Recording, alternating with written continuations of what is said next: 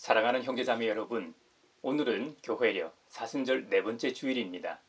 사랑의 하나님께서 우리 죄를 용서하시고 우리를 하나님 나라의 백성으로 부르시기 위하여 그분의 아드님을 이 세상에 보내셨습니다. 우리는 예수님의 은혜로 하나님 나라의 백성의 자격으로 하나님을 예배하게 되었습니다. 하나님 나라의 왕이신 주님께서 우리를 부르십니다. 이제 우리의 마음과 뜻을 다하여 영과 진리로 주님의 이름을 찬양하며 예배합시다. 아멘. 주 우리 하나님 하늘에 계시니 온전한 만민 주 앞에 찬송하네. 이 천지 만물도 주 앞에 엎드려 그 거룩하신 이름을 늘 높이네. 아멘. 주님께 감사드려라. 그는 선하시며 그 인자심이 영원하다. 주님께 구원받은 사람들아, 대적의 손에서 구원받은 사람들아, 모두 주님께 감사드리라. 동서남북 사방에서 주님께서 모아들이신 사람들아, 모두 주님께 감사드려라. 어리석은 자들, 반역의 길을 걷고 죄악을 저지르다가 고난을 받아 밤낮까지 이뤘으니 이미 죽음의 문턱에까지 이르렀다. 그때 그들이 고난 가운데서 주님께 부르짖으니 주님께서 그들을 곤경에서 구원해 주셨다. 단 한마디 말씀으로 그들을 고쳐주셨고 그들을 멸망의 구렁에서 끌어내어 주셨다. 주님의 인자하심을 감사하여라. 사람에게 베푸신 주님의 놀라운 구원을 감사드려라. 감사의 제물을 드리고 주님이 이루신 일을 즐거운 노래로 널리 퍼뜨려라.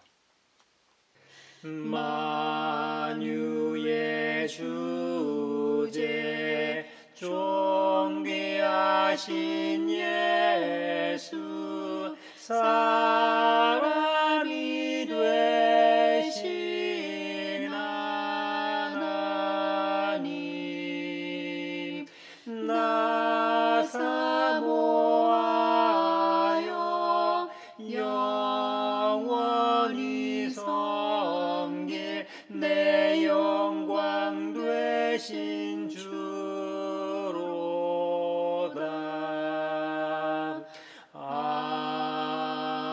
아멘.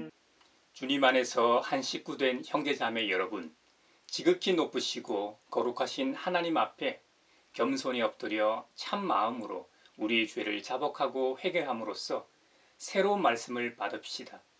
용서하신다는 말씀을 의지하여 우리 죄를 고백하오니 용서하시는 하나님이시며 은혜로우시며 긍휼히 여기시며 덜이 노하시며 인자가 풍부하신 하나님, 우리 죄를 용서하시고 모든 불의에서 우리를 깨끗하게 해주시옵소서.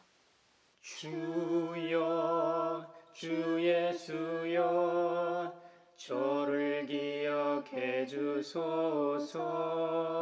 주여 주 예수여 당신 나라 임하실 때 주여 주 예수여 저를 기억해 주소서.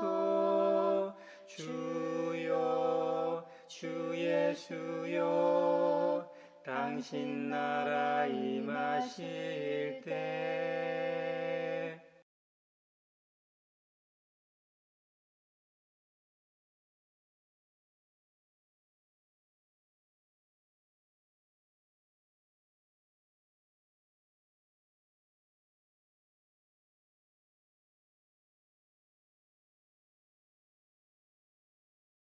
주님의 말씀이 여기 있습니다. 우리 중 누가 정죄의 자리에 설 수 있습니까?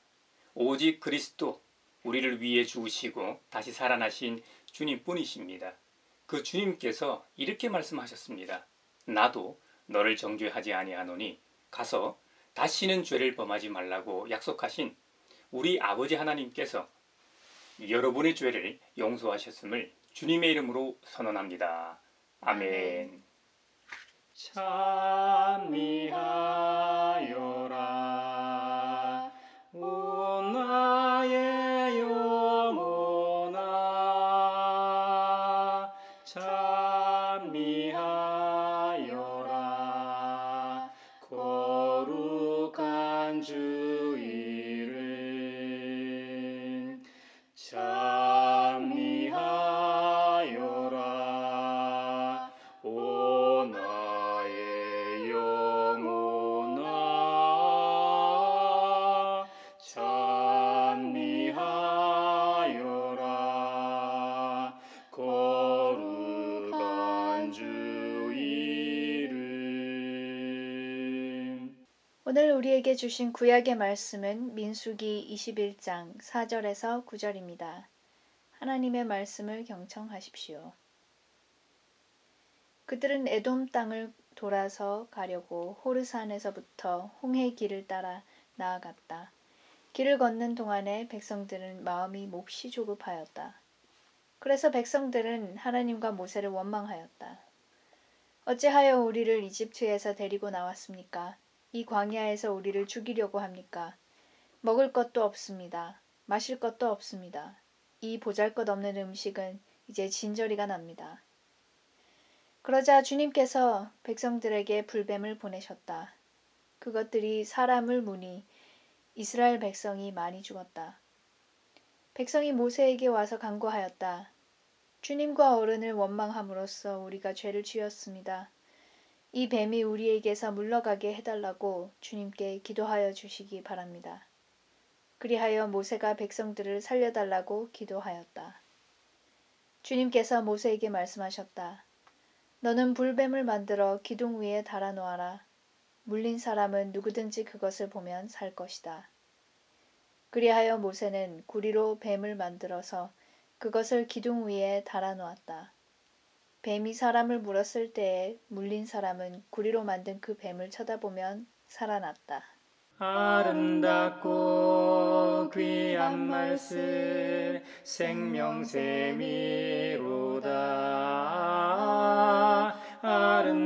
아름답고 귀한 말씀 생명샘이로다.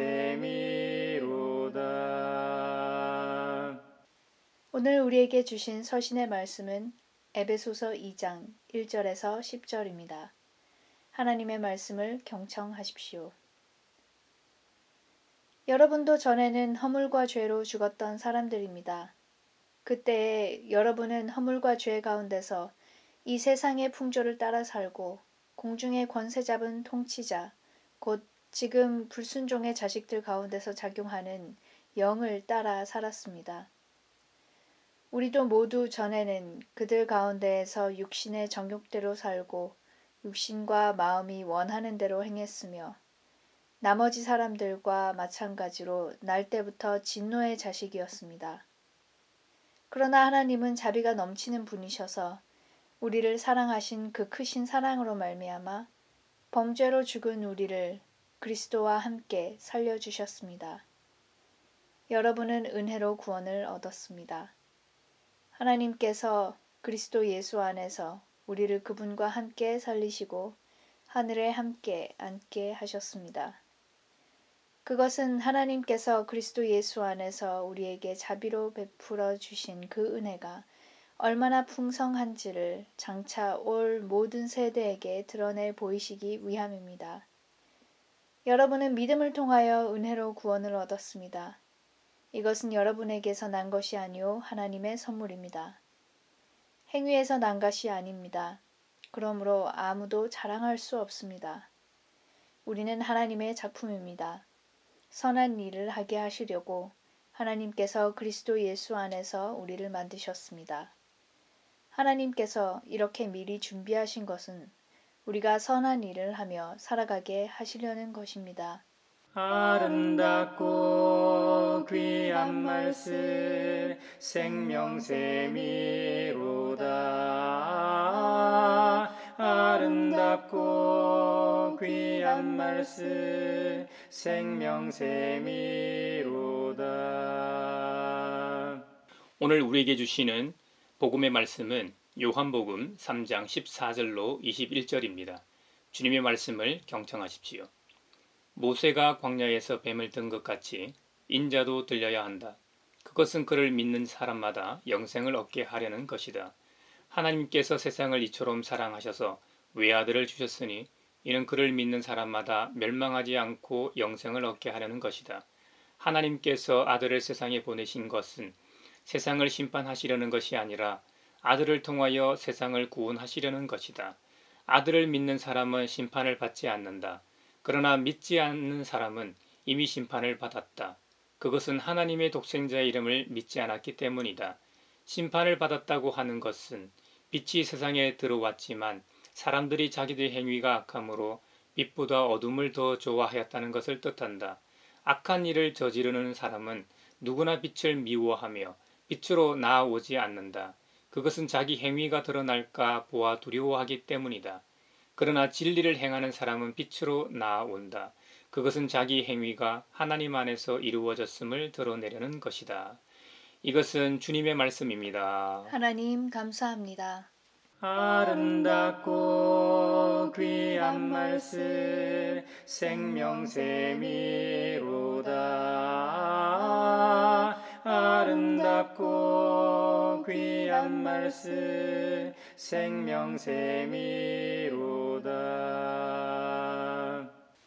소외된 이들을 위하여 기도합니다. 형제복지원에서 사람들을 불법 감금, 강제노역, 학대한 인권유린 사태가 아직도 제대로 진상규명되지 않고 있습니다. 복지원 원장의 무죄 선고 취소를 대법원에서 이번에 다시 심사했지만 그 당시 법령에 의한 행위였기에 처벌 대상이 아니라는 판단이 나왔습니다. 인권유린 사태이고 피해자들의 억울함을 풀어주고 배상해야 하지만 국가가 나서서 조사를 해야 한다는 것입니다.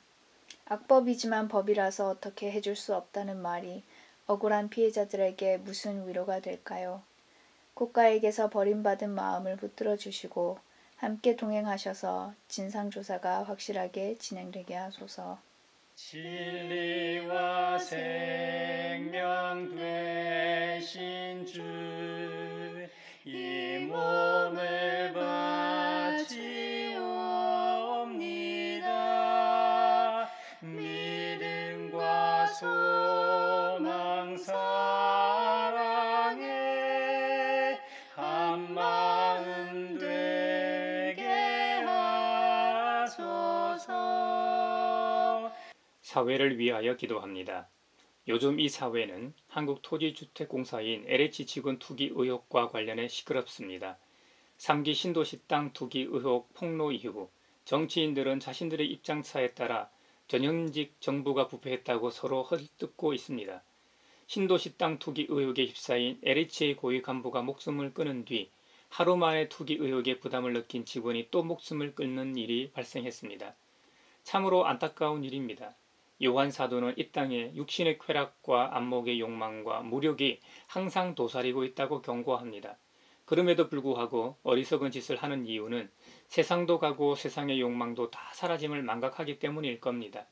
국민의 입장에서는 이번 기회에 전수조사를 통해 좀 더 투명하고 공정한 사회가 되기를 바랍니다. 그리고 하나님의 뜻이 이 땅에 바로 서게 하소서. 진리와 생명 되신 주, 이 몸을 바치옵니다. 믿음과 소망 사랑에 한마음 되게 하소서. 세계 평화를 위하여 기도합니다. 작년 홍콩 민주 시위와 중국의 무력 진압을 전 세계가 지켜보았습니다. 하지만 중국은 계속해서 국가보안법으로 민주 시위를 제재하고 있습니다.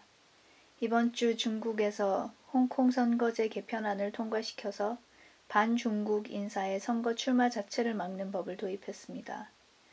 서방 국가들은 비난을 하고 나섰지만 중국이 들을 리가 만무합니다. 홍콩 시민들은 정부와 다른 이견을 내고 자치를 할 기반을 상실하고 있습니다. 홍콩의 시민들이 표현과 정치적 자유를 누릴 수 있도록 하소서. 중국 본토의 시민들도 홍콩과 억압받는 소수민족들의 상황에 눈을 돌리지 않고 자국 정치인들에게 민주주의와 인권에 대한 책임을 묻게 하소서. 진리와 생명 되신 주, 이 몸을 바치옵니다.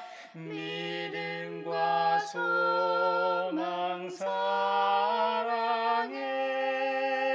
한 마음 되게 하소서.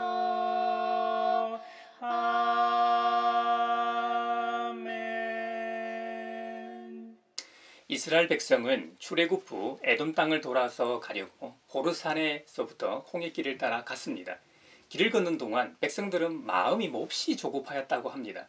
그래서 이스라엘 백성들은 하나님과 모세를 원망하였습니다.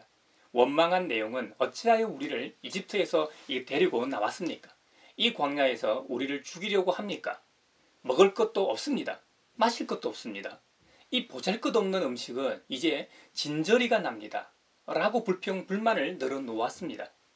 먹고 마시는 것은 매우 중요합니다. 우리가 20일 정도 먹지 못하면 생명에 지장이 생긴다고 하지요. 4월 정도 물을 마시지 않으면 탈수 현상으로 역시 목숨에 영향을 미친다고 알려져 있습니다.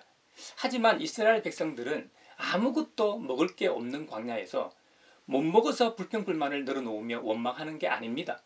보잘것없는 음식이라는 표현으로 짐작할 수 있는 것처럼 좀 더 맛있는 것을 요구하고 있습니다. 하나님, 뭐 좀 맛있는 거 없습니까? 이제는 좀 질립니다. 그들이 이제는 진절머리 날 만큼 보잘것없는 음식이라고 표현한 이 식량은 신약 시대의 성도들이 은혜의 상징으로 표현하는 만나입니다. 만나가 무엇인가? 만나는 이스라엘 백성들이 광야 생활 40년 동안 한결같이 먹었던 식량입니다. 군대의 전투 식량과도 같은 것입니다. 모세 오경에 의하면 이 만나를 하늘로부터 온 양식이라고 표현합니다. 무엇보다 이 만나의 의미가 중요합니다. 이 만나는 신명기 8장에서 알려주는 것처럼 이것은 사람이 먹는 것으로만 사는 것이 아니라 아님을 알려주는 도구라는 겁니다. 그럼 이게 뭔가?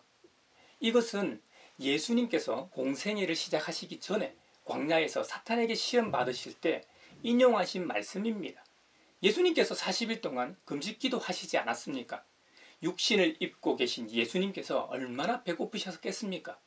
우리가 며칠만 굶어도 배고파 미치는데 무려 40일입니다. 제가 금식을 해보면 금식 끝나면 짜장면도 먹고 싶고 김치찌개도 먹고 싶고 햄버거도 먹고 싶고 별의별 먹거리가 다 생각납니다. 그때 사탄이 기막힌 타이밍에 나타나서 예수님을 시험합니다. 바로 육신의 욕망, 육신의 정욕과 관련 있는 시험을 하지 않습니까? 네가 하나님의 아들이거든. 이 돌들에게 빵이 되라고 말해봐라. 그리고 빵으로 변하면 허기진 내 배를 채우면 될 거 아니냐 하는 질문입니다. 예수님은 이 땅에 오신 하나님이십니다. 한 말씀만 하시면 당연히 가능한 일이죠. 그러나 예수님은 그렇게 하지 않으셨습니다. 오히려 신명기 8장 3절의 말씀을 인용하십니다. 성경에 기록하기를 사람이 빵으로만 살 것이 아니라 하나님의 입에서 나오는 모든 말씀으로 살 것이다 하였다라고 답변하셨습니다. 여러분, 예수님께서 광야 시험에서 인용하신 이 만나에 관련된 이 말씀은 해석을 하나 덧붙입니다. 이것은 만나는 사람이 먹는 것으로만 사는 것이 아니라 주님의 입에서 나오는 모든 말씀으로 산다는 것을 당신들에게 알려주려는 것이었습니다. 할렐루야! 교훈적 성격이 강하다는 겁니다. 그래서 우리 예수님께서는 요한복음 6장에서 자신을 이 하늘에서 내려온 살아있는 떡, 곧 생명을 살리는 떡이라고 말씀하셨습니다. 나를 먹어야만 살 수 있다는 말씀이지요. 한편 40년 광야 생활 동안 만나는 이제 지긋지긋하다는 반응을 보인 이 이스라엘 백성들의 원망을 들으신 하나님의 반응이 나오십니다. 6절에 보면 주님께서 이스라엘 백성들에게 불뱀을 보내십니다. 불뱀이 사람들을 무니 사람이 많이 죽었다고 기록합니다.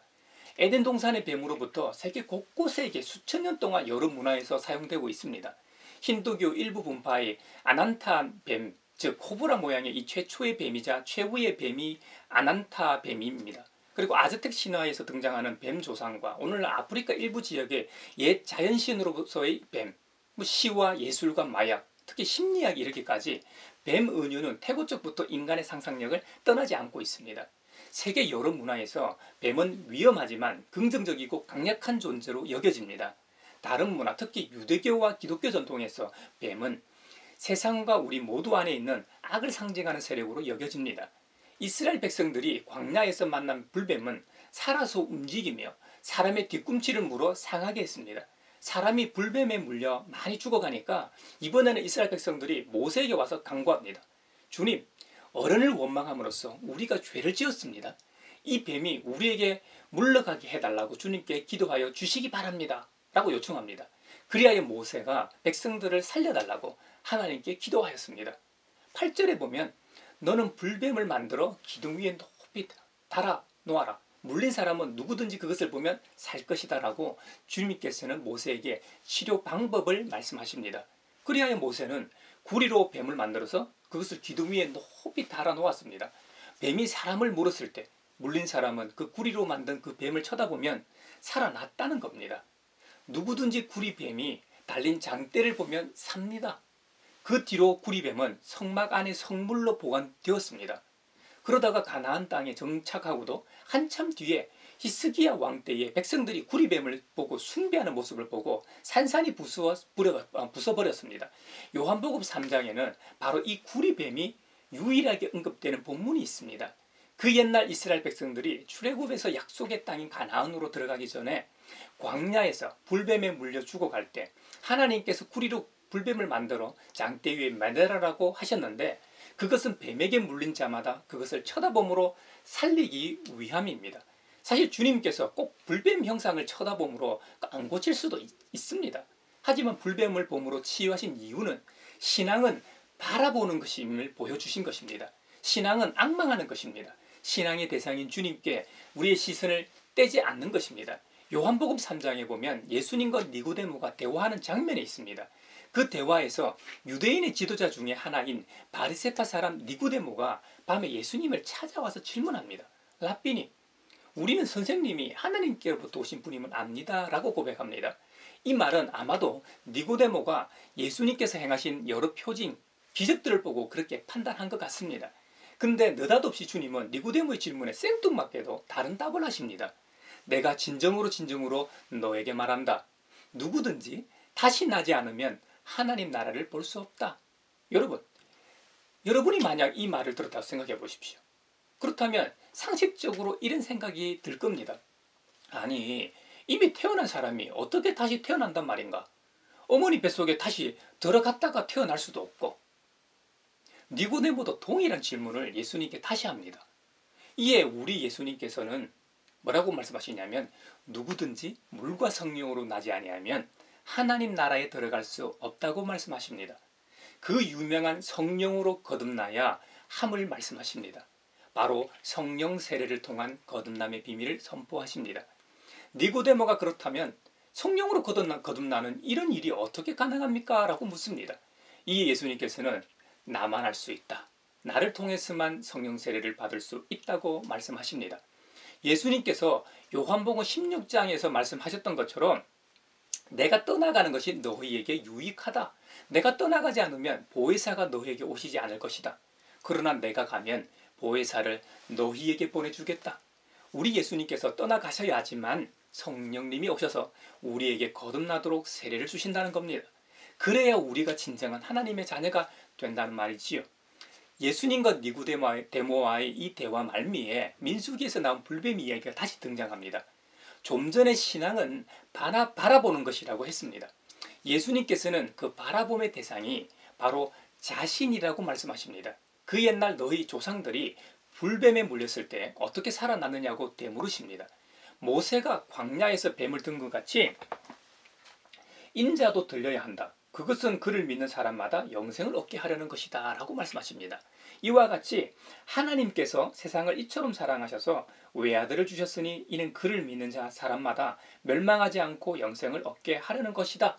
하나님께서 아들을 세상에 보내신 것은 세상을 심판하시려는 것이 아니라 아들을 통하여 세상을 구원하시려는 것이다 라고 말씀하셨습니다. 계속해서 예수님 이렇게 말씀하십니다. 아들을 믿는 사람은 심판을 받지 않는다. 그러나 믿지 않는 사람은 이미 심판을 받았다. 그것은 하나님의 독생자의 이름을 믿지 않았기 때문이다 라고 말씀하십니다. 여러분, 요한복음 3장 20절에 보면 악한 일을 저지르는 사람은 누구나 빛을 미워하며 빛으로 나오지는 않는다. 그것은 자기 행위가 드러날까 보아 두려워하기 때문이다라는 말씀이 있습니다. 에덴 동산에 살고 있던 아담을 보십시오. 아담과 하와는 에덴 동산에서 너무나 행복하게 잘 살았습니다. 주님께서 만들어 놓으신 이 아름다운 세상에서 육신의 양약인 온갖 과일들을 먹으면서 살았습니다. 모든 동식물들과 함께 살아가며 서로에게 유익한 영향력을 주고받았을 겁니다. 그러던 어느 날 뱀이 아담의 아내 하와에게 먼저 접근합니다. 그리고 하와에게 악한 생각을 말합니다. 한번 생각해 보십시오. 동산 한가운데 있는 이 선악을 알게 하는 열매를 단 한 번도 쳐다보지 않았을까요? 뱀이 말한 후 처음으로 그것을 보니까 먹음직도 하고 보암직도 하고 사람을 슬기롭게 할 만큼 탐스럽기도 한 나무처럼 보였을까요? 아닙니다. 그 나무는 평상시에 늘 봤습니다. 그 나무를 볼 때마다 그들은 은혜를 받았을 겁니다. 감격했을 겁니다. 뱀이 유혹하기 전에는 그 나무를 언약의 상징이요 은혜의 상징으로 보았을 겁니다. 창조주 하나님께서 피조물에게 지나지 않는 우리를 하나님의 형상으로 만드신 이유를 생각하며 기뻐하며 매일매일 감사했을 겁니다. 그 나무를 지나실 때면 창조주 하나님을 찬양했을 겁니다. 하지만 뱀이 말한 뒤로 악한 말을 한 뒤로 그렇게 보이지 않았습니다. 뱀이 뭐라고 말했습니까? 너희는 절대 죽지 않는다. 하나님이 너희를 속이신 거야.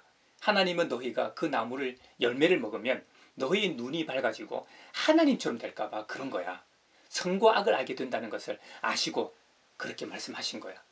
하나님의 말씀과 반대되는 그 말이 귀를 통해 뇌를 울립니다. 단 한 번도 그렇게 안 해봤는데 그럴 수도 있겠다. 진짜 그런 거 아니야?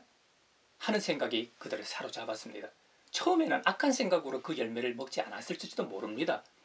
나도 하나님처럼 선악을 구별해 더욱 이 아름다운 세상을 만들려고 하는 선한 의도가 있었는지도 모릅니다.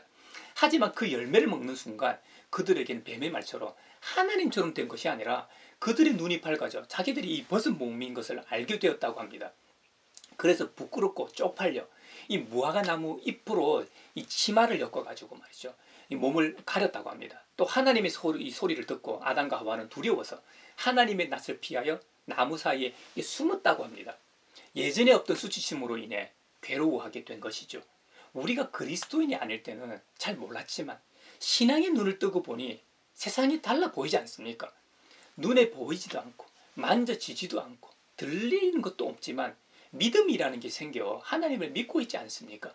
반대로 그리스도인이라고 해도 신앙의 눈이 멀게 되면 어떻게 됩니까? 세상의 눈을 뜨게 됩니다.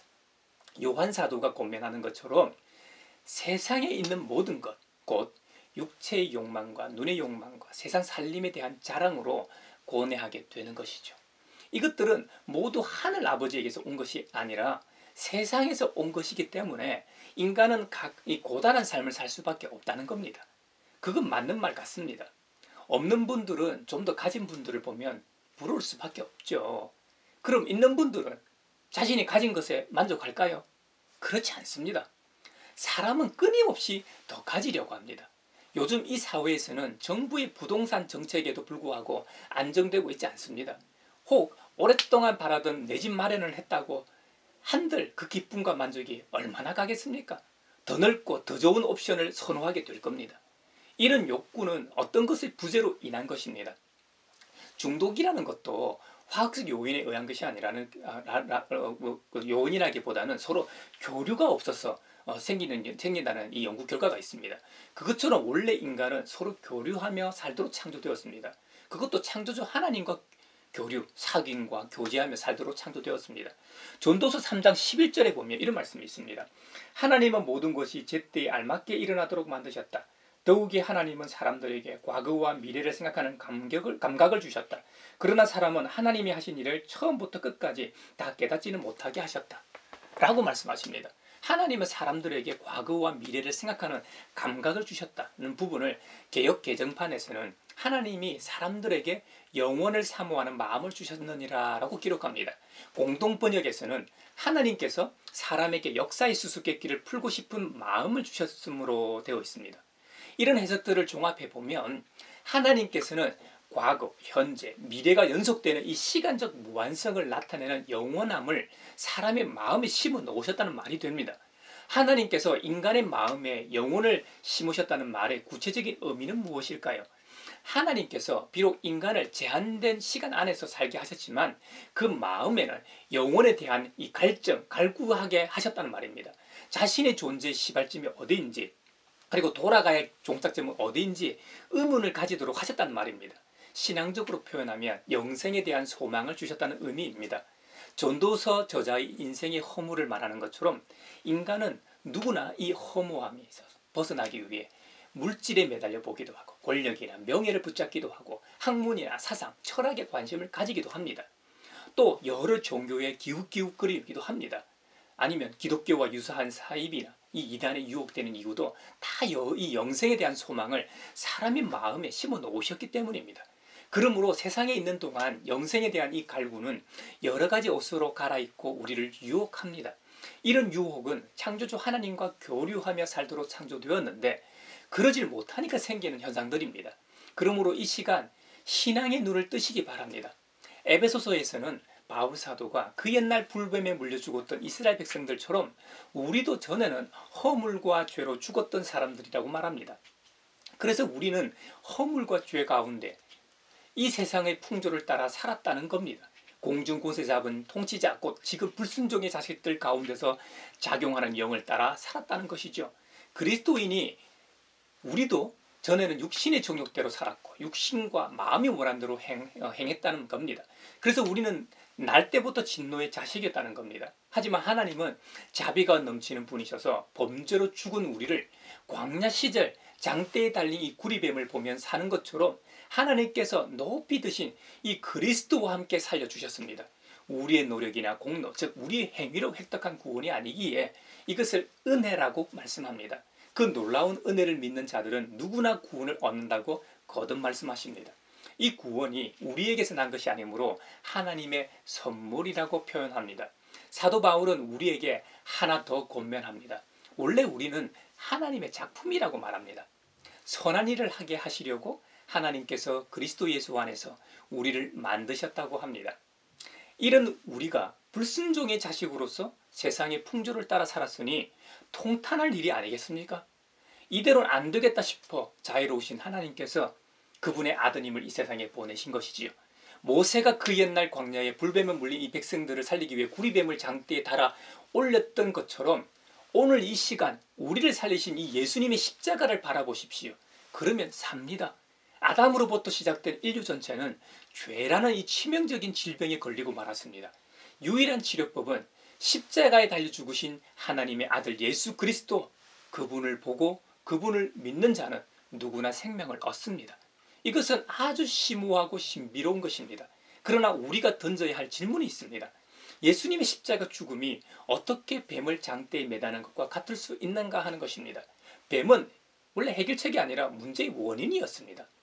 설마 예수님이 독뱀처럼 사람들을 공격했다는 게 요한의 주장인가요? 물론 아닙니다. 우리는 특별히 하나님의 사랑이 어떤 모습인지 봅니다. 요한복음을 비롯한 이 성경에는 하나님의 사랑이 어떤 것인지 잘 보여줍니다. 예수님께서 십자가에서 죽으신 것은 하나님의 사랑의 온전하고 극적인 표현이었습니다. 십자가는 어쩌다 벌어진 사건이 아닙니다. 하나님은 누구에게든지 최악의 상황으로 치닫게 하지 않으십니다. 십자가는 요한 사도가 제시하는 새로운 바람, 이 바라봄의 핵심입니다. 그분은 아버지이면서 아들이신 하나님으로 알려지십니다. 주님은 우리 대신에 세상의 악의 짐을 지고 돌아가셨습니다. 그리고 우리를 의롭다 하시기 위해 다시 살아나셨습니다. 여러분, 교회 종탑이나 이 언덕 위에 서 있는 십자가를 보십시오. 이 십자가는 하늘과 땅 사이에 세워진 더없이 좋은 사다리입니다. 하나님과 우리를 연결합니다. 우리의 시선을 하늘 아버지에게로 인도합니다. 악은 우리 각 사람 안에 깊숙이 잠복해 있습니다. 치유가 일어나려면 우리 자신이 치료 과정을 거쳐야만 합니다. 이 말은 우리가 선해지려고 훨씬 더 애써야 한다는 뜻이 아닙니다. 우리가 할 수 있는 것은 이스라엘 백성이 그랬던 것처럼 바라보고 신뢰하는 것입니다. 예수님을 바라보고 구원하시는 하나님의 사랑이 그분 안에 온전히 나타나는 것을 깨닫는 것입니다. 예수님을 온전히 신뢰하는 것입니다. 장대에 달린 이 구리뱀이든 녹뱀이든 이 이야기의 핵심은 당신이 심판받아서는 안 된다는 것입니다. 불뱀이 당신을 죽이게 내버려 두어서는 안 된다는 것입니다. 이와 같이 예수님을 십자가에서 죽게 하신 하나님의 행위는 높이 들린 구리뱀처럼 온 인류를 구원하기 위한 것입니다. 여러분, 예수님을 바라보십시오. 그분만이 우리의 신앙의 대상입니다. 예수님을 믿고 생명을 얻으십시오.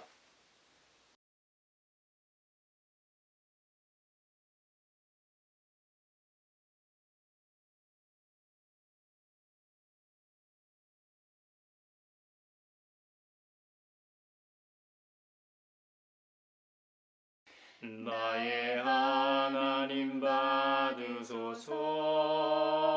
주께 드리는 이 예물을 소리 높여 감사로 주께 드리네.